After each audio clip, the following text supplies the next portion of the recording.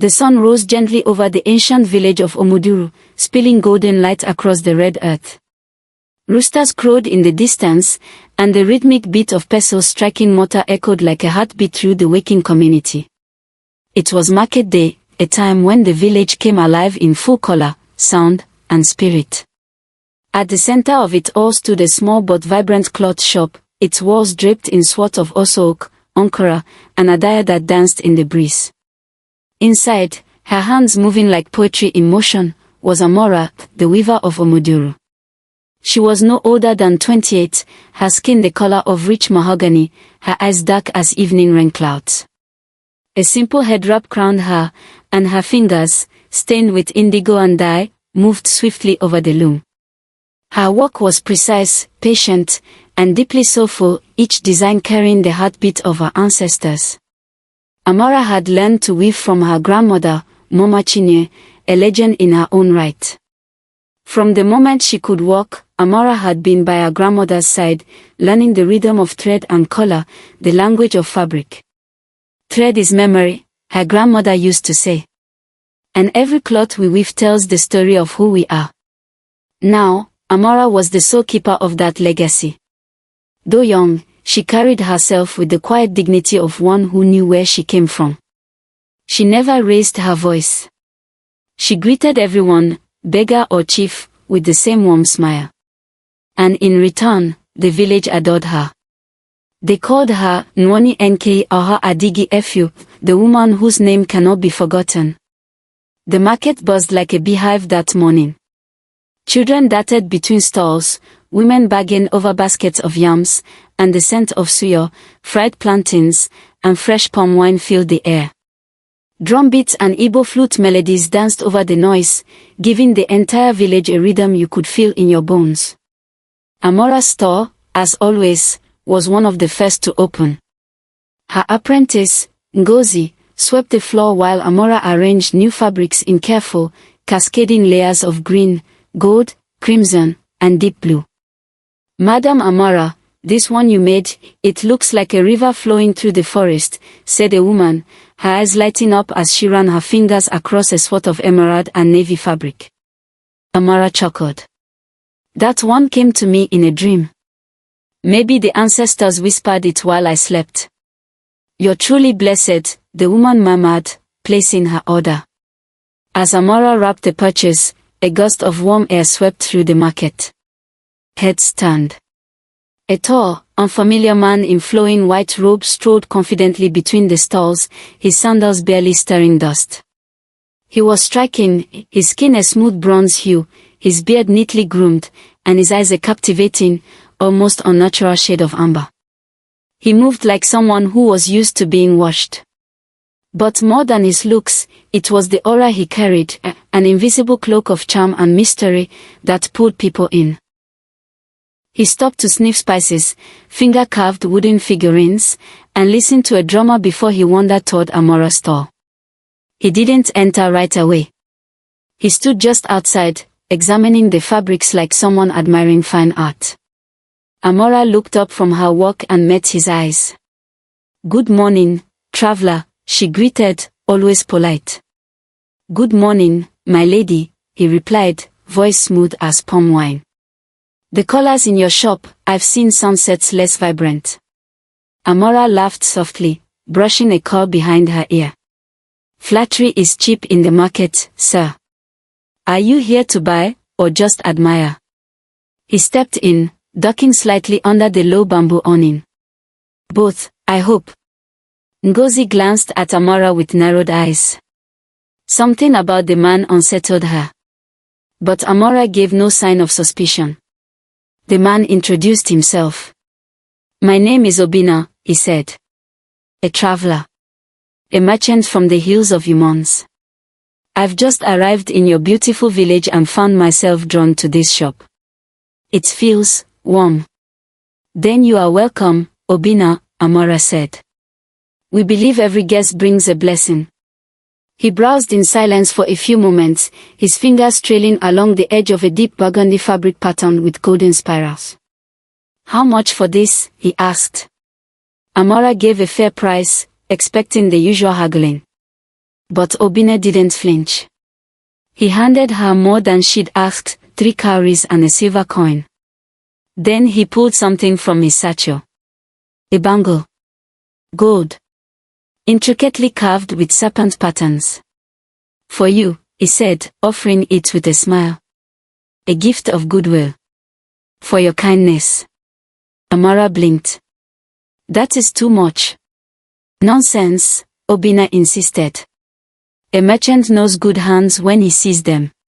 I believe in honoring beauty where I find it. She hesitated, then accepted it with gratitude, slipping it into her pocket instead of wearing it. Ngozi frowned as she swept the floor behind them. She didn't like it. Something in her bones whispered caution. As the sun dipped lower, casting amber shadows across the marketplace, Obinna thanked Amara again and disappeared into the crowd. That night, as Amara folded her fabrics by lantern light, she turned the bangle over in her hands. It shimmered strangely, as though catching light from a hidden source. She didn't notice the way the shadows around her room seemed to stretch, or the faint hiss that danced on the edge of the wind. The days that followed Obinna's first visit melted into a pattern of gentle, unfolding familiarity. Each morning, Amara opened her shop as always, weaving under the soft hum of the village, but now she found herself looking out into the market more often, eyes searching, though she wouldn't admit it aloud. And sure enough, like clockwork, Obinna returned. He brought with him spices wrapped in colorful leaves, trinkets from afar, and tales of distant lands.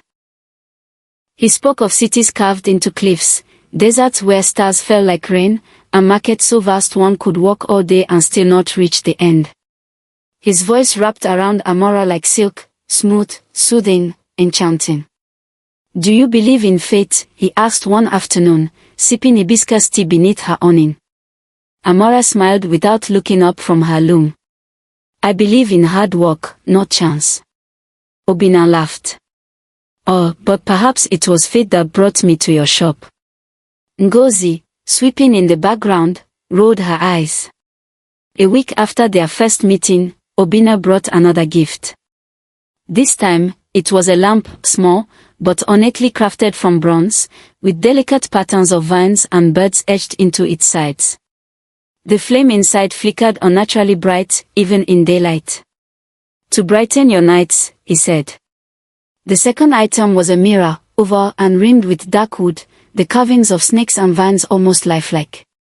From my homeland, he claimed. This one. It reflects not just beauty, but potential. Amara hesitated. The mirror felt cold. But her manners prevailed, and she thanked him politely, placing both items in her shop's corner. The lamp gave off a warm, inviting glow, casting gentle light across her fabrics. And the mirror, well, it was beautiful, no doubt. It made her shop feel more like a gallery than a market stall.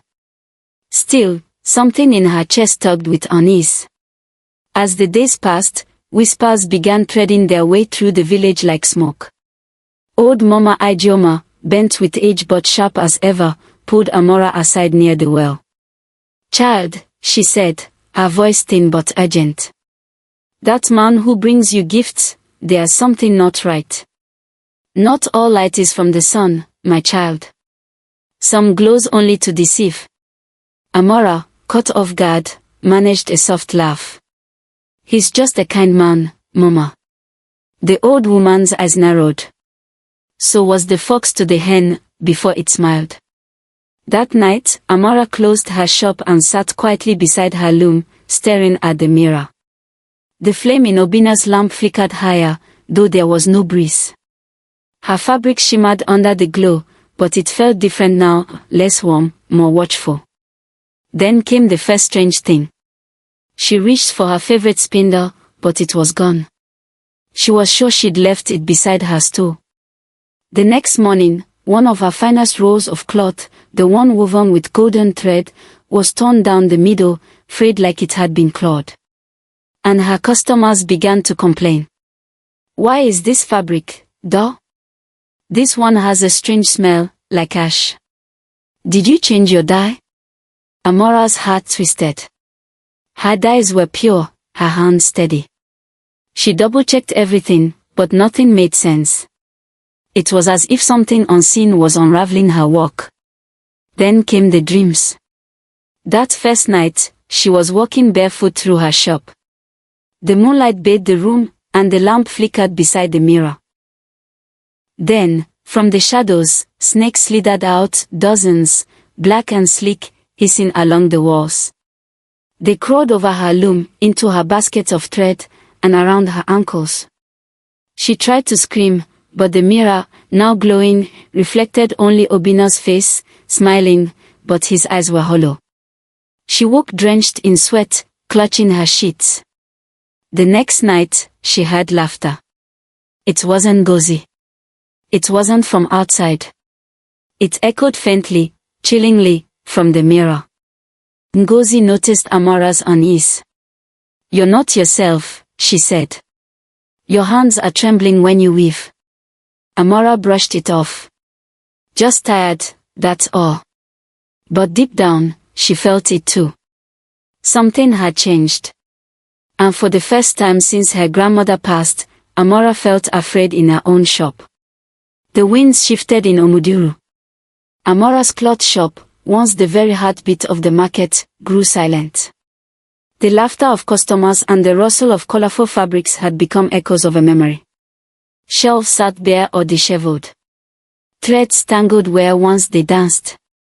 Amara, once steady-handed and proud, now trembled at the loom. Her vibrant fingers, which used to bring color to life, now seemed unsure, dulling even the richest of dyes. No matter how she mixed or spun, the colors faded within days, grays, browns, lifeless blues. She tried to smile through it, to push forward. But her body was betraying her. She became tired all the time. Her skin lost its glow. She'd forget simple things, like names of loyal customers or even where she placed her scissors. One morning, she found herself staring blankly at her weaving for nearly an hour, unable to recall what pattern she had begun. Ngozi noticed. She always noticed. The apprentice had been learning under Amara since she was a small girl. To her, Amara was more than a teacher, she was strength and grace, the kind of woman she wanted to become. But now, something was wrong. Ngozi tried to take on more work, organizing the shop and preparing dyes. But soon, she too began coughing, often feeling dizzy in the afternoons. Her dreams grew strange, whispers in languages she didn't know, flickers of dark figures, eyes in the shadows. Then, one night, she stayed behind after Amara had gone to rest. Something drew her toward the mirror. It flickered, though the room was still. She leaned in. And there, in place of her reflection, was a single, slitted serpent's eye, watching. Unblinking. Ngozi staggered back, letting out a shriek that cracked through the night air.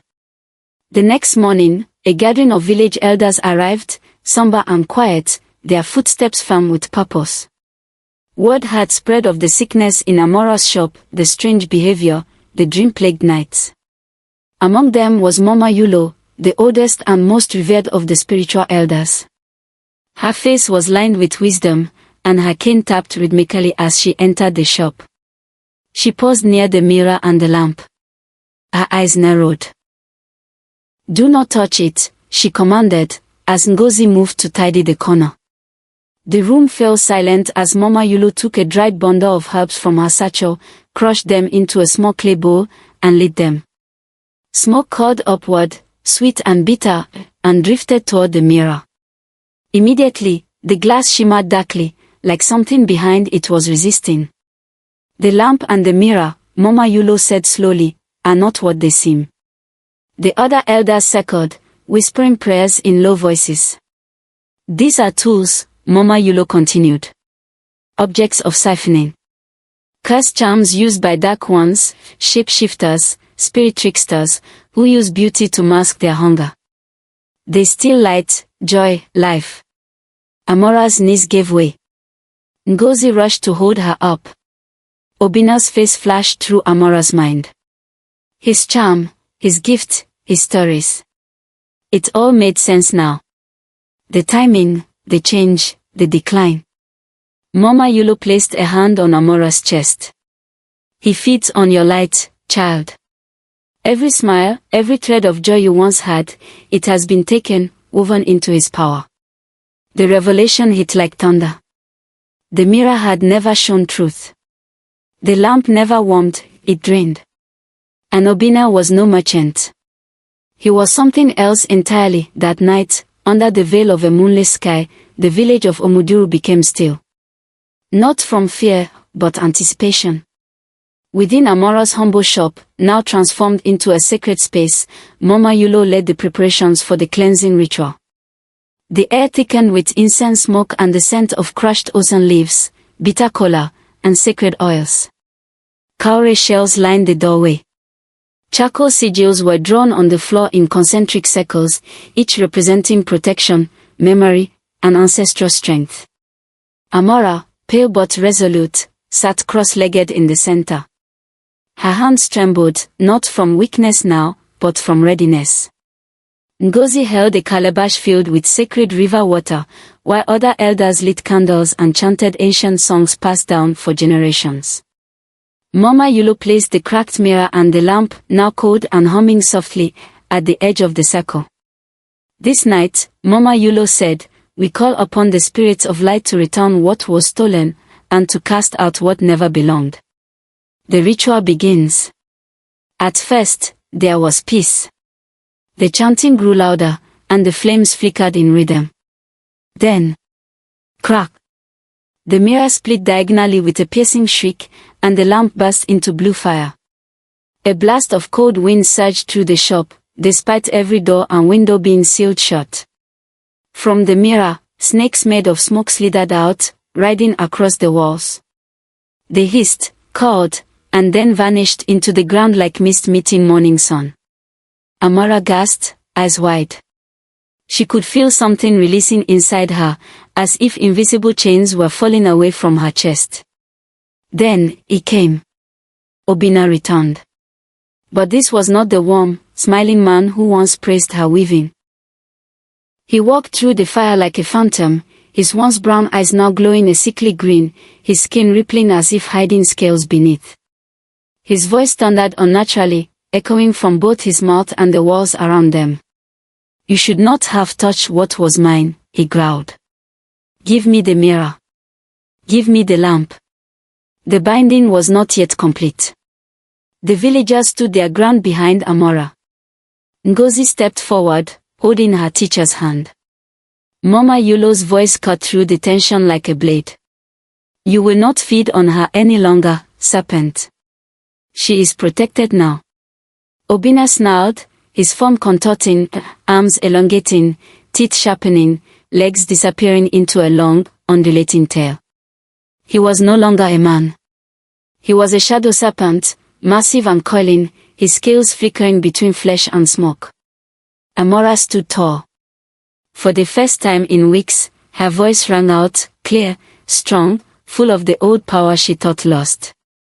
By the spirit of my grandmother's loom, she chanted, by the hands that wove life into thread, I bind you, I cast you, I break your hold. Mama Ulo joined in, her voice layered with the force of ages. We reject you, eater of joy. With earth, fire, water, and wind, we banish you. Other villagers, young and old, added their voices. The shop pulsed with light, the floor glowed beneath their feet. Obinna hissed in rage, coiling and striking out, but every lash of his tail turned to dust when it hit the circle's boundary. With a final cry, Amara raised her palm, now marked with ash and light, and shouted. Return to the void from which you came. The serpent screamed, an unearthly screech, as light engulfed him. His body convulsed, twisting in on itself, until it was sucked into the cracked mirror. And with a final shatter, the mirror exploded into shards of harmless glass. Obinna was gone. The curse was broken. And the village stood united in the stillness. Amara collapsed to her knees, exhausted but whole. Ngozi held her close, tears in her eyes. Mama Ulo smiled faintly, placing a gentle hand on Amara's back. You have your light again, child. And now, it is guarded by more than just hope, it is guarded by family. The first rays of morning light spilled gently over Omuduru like a golden embrace. The wind carried the scent of roasted maize and dew-kissed earth.